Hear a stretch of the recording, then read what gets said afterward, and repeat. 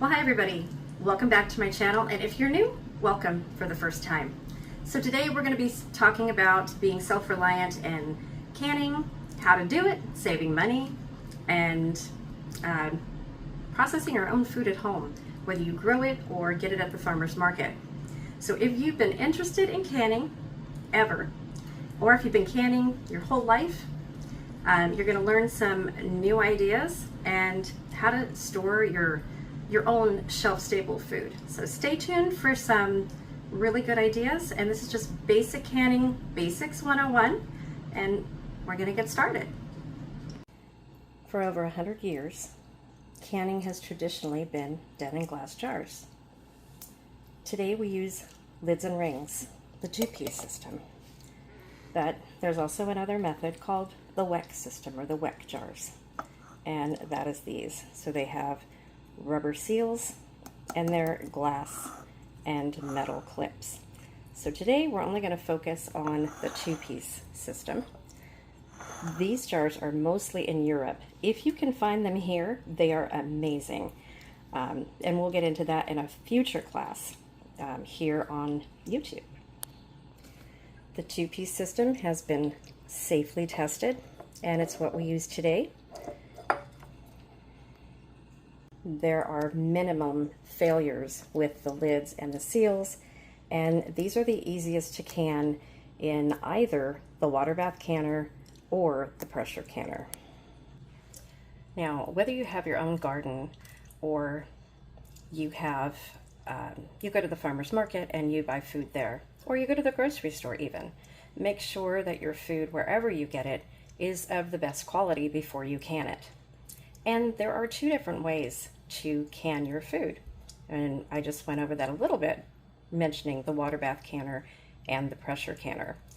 So the pressure canner is for meats and sauces, your beans, your vegetables, and any soups or stews or recipes like that that you're going to get into canning further down the line, especially if you're a beginner.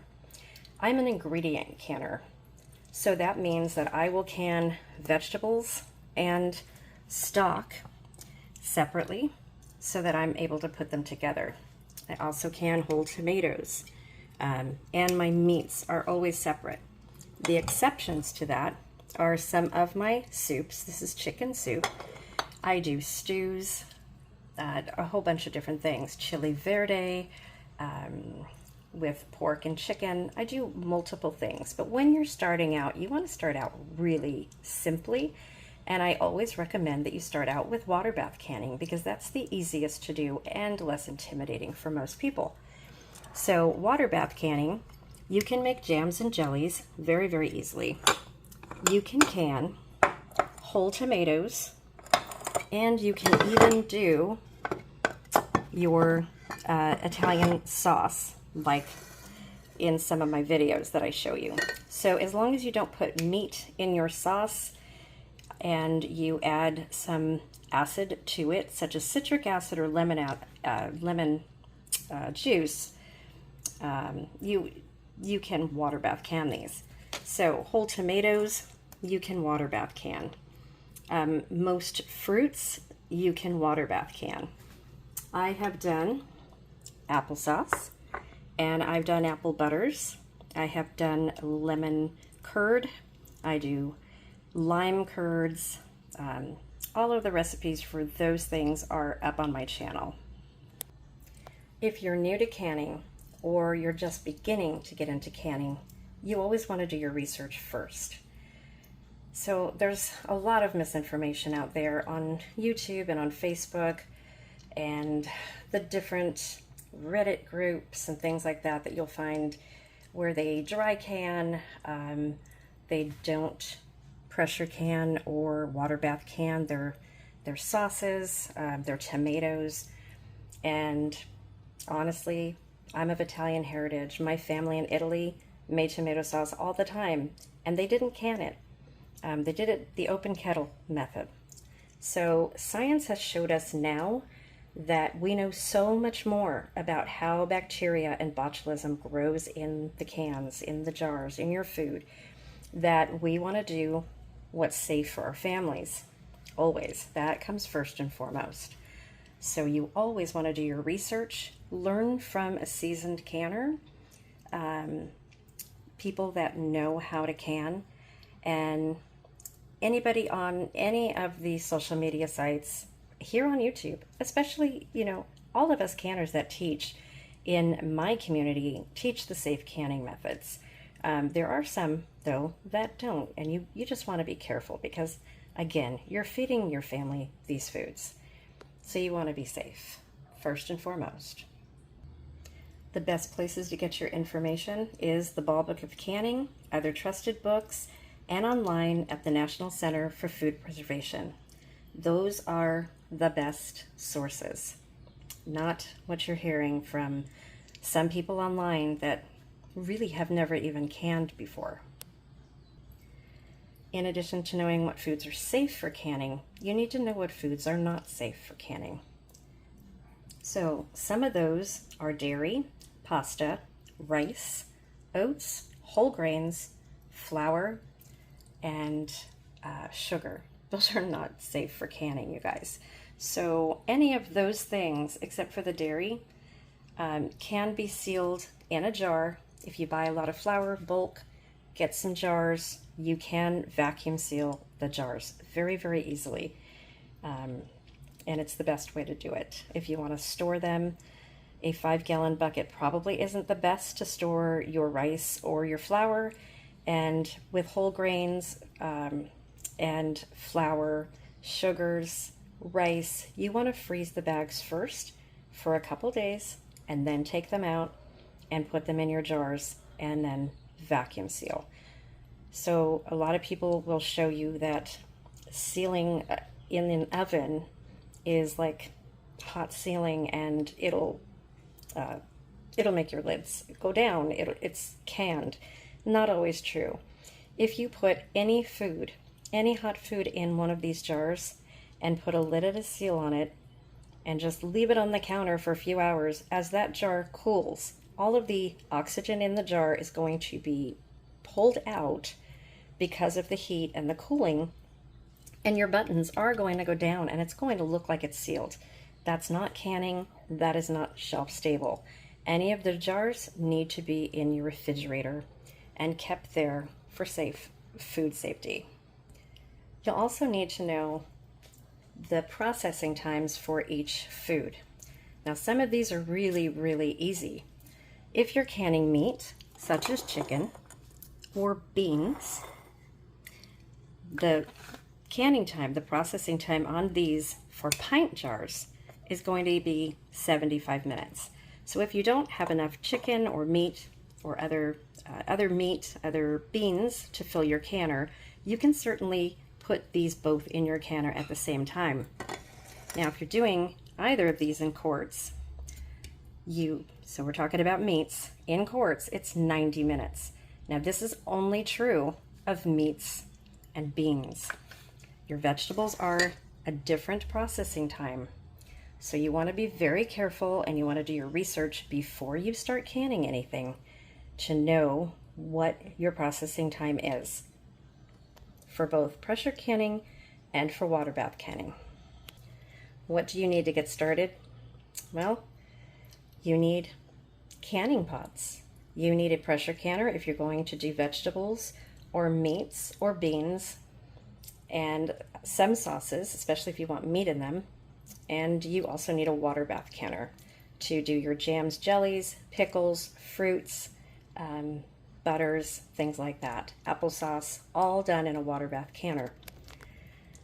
So if you don't have the money to get a pressure canner, and I'm going to insert some pictures of what I have an All-American canner, which cost about $400. So you don't need that once, just when you're starting out. You can get they're about $80 for a pressure canner, a really good one.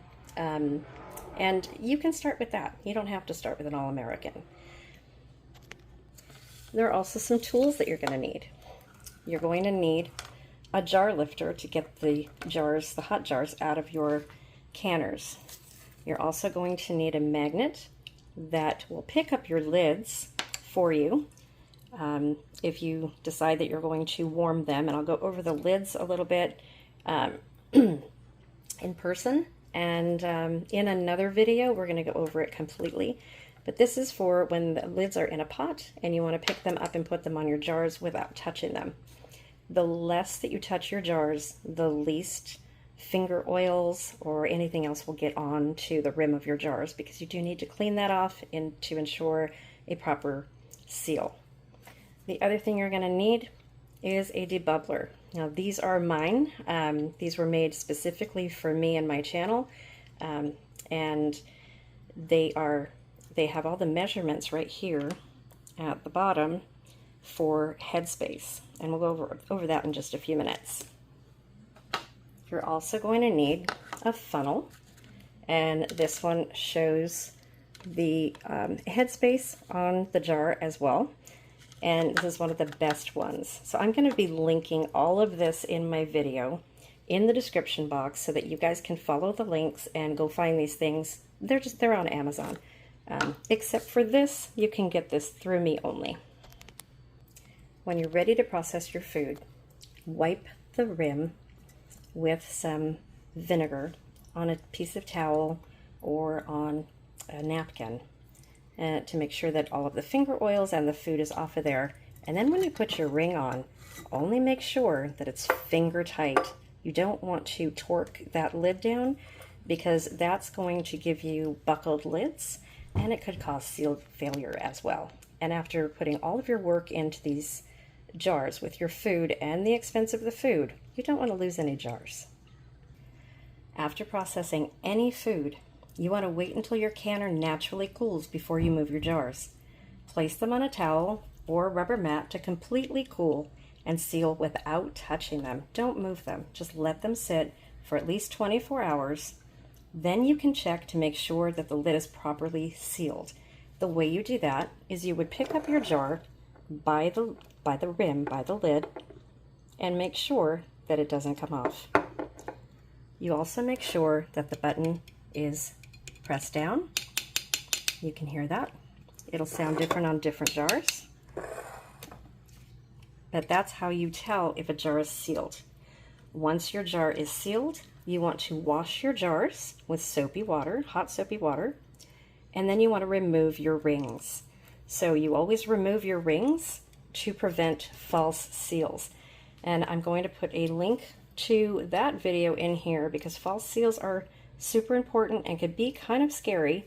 But if you understand how they happen and why we remove your rings, you'll understand how important it is to not only remove your rings, but not to stack your jars. You never want to put a jar on top of a jar like this and store it that way.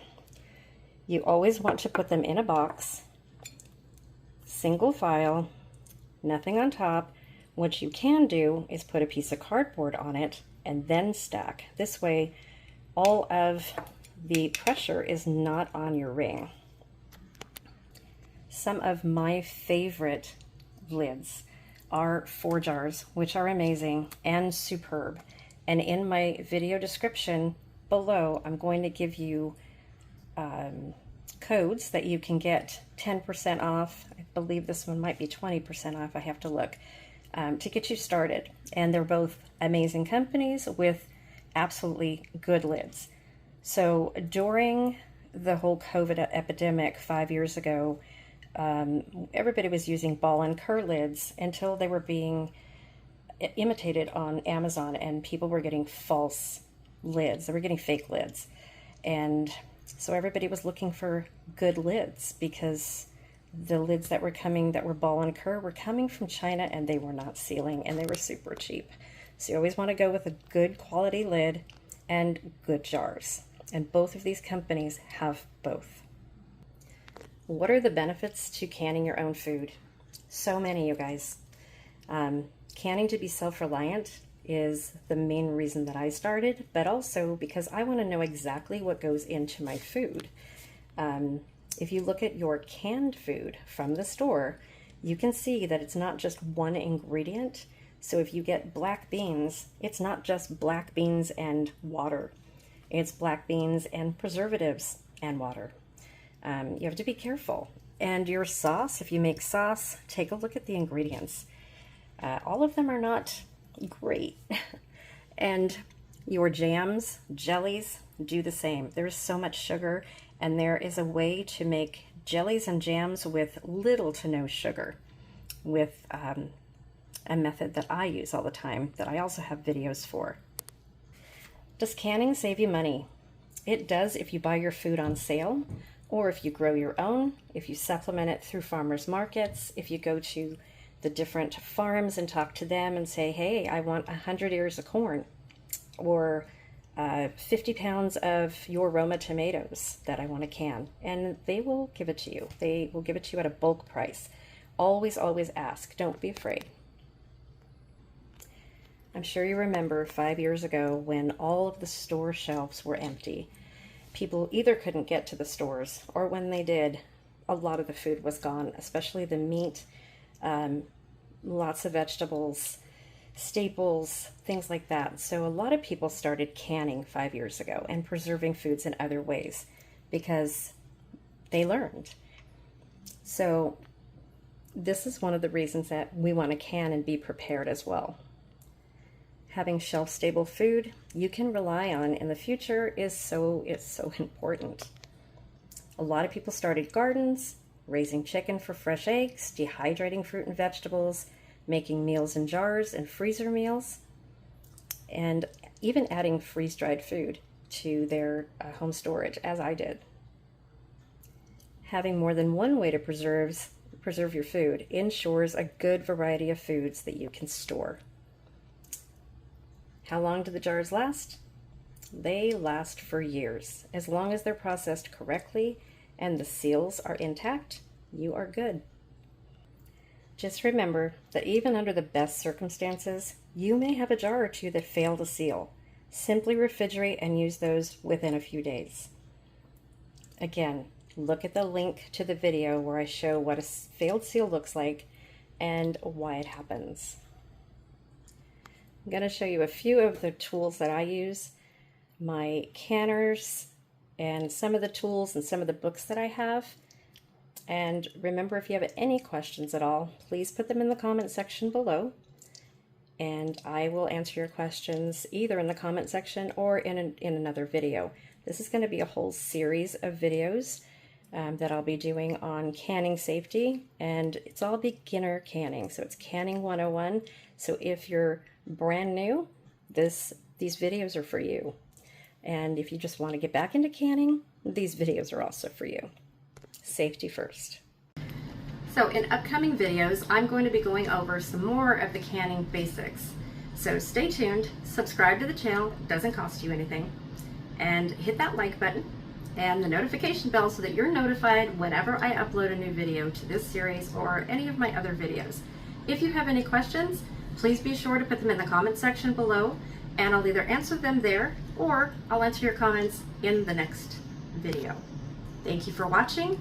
Happy canning. This is the start of an amazing journey that you are going to love. I know some of the information is a little bit intimidating, but believe me, it's very satisfactory, and to know that you're putting food on the table for your families is everything.